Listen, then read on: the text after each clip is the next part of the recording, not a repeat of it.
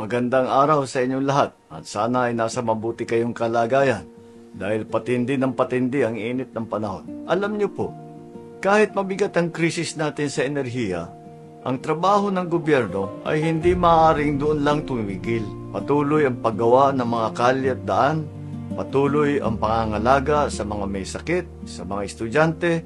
Hindi pwedeng huminto ang pagpuksa sa krimen. Hindi rin pwedeng tumigil ang pagsuporta sa ating mga atleta, sa kultura, sa sining, sa turismo. Patuloy ang trabaho sa lahat ng sangay ng gobyerno. At yan naman talaga ang dapat dahil hindi natin hahayaang maparalisa ang serbisyong binibigay ng gobyerno.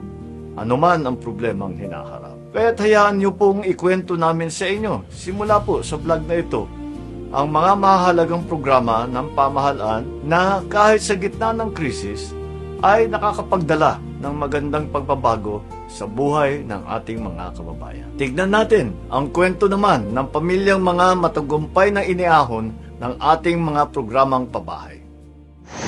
Sa loob ng maraming taon, libu-libong pamilyang Pilipino ang walang maayos na tirahan.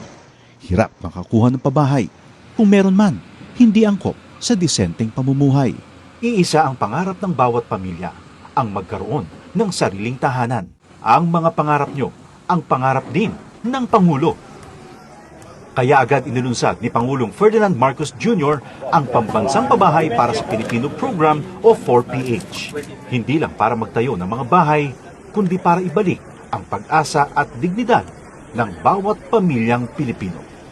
Noong nakaraang linggo, binalikan ng Pangulo ang ilan sa mga housing projects sa Pampanga para tiyakin na ang bawat pamilya may tunay na pagkakataong magkaroon ng sariling tirahan at ang bawat tahanan, ligtas at dekalidad. Nakakatuwa makita mo na mas maginhawa at mas maganda ang buhay ng ating mga kababayan. Dagdag pa ni Secretary Jose Ramon Aliling ng Department of Human Settlements and Urban Development. Ngayon, lahat po ng modalities. Nandiyan po yung horizontal, house and lot. Ang dignidad ng pamilya ay, lalo na ang Pilipinong pamilya ay pag nagkaroon siya ng sarili niyang bahay. Kwento ng mga residente, dahil sa mababang interes sa pabahay, naging mas abot kaya ito para sa kanila. Ibinaba kasi ng gobyerno sa 1 to 3% ang subsidized interest rate para sa mga kwalipikadong benepisyaryo ng socialized housing project, aninsunod pa rin sa utos ng Pangulo. Yung mga kulang na bahay ay kagawa natin ng paraan upang lahat ng nangangailangan ng pabahay ay gagawin natin. Sa buong bansa, tuloy-tuloy ang trabaho.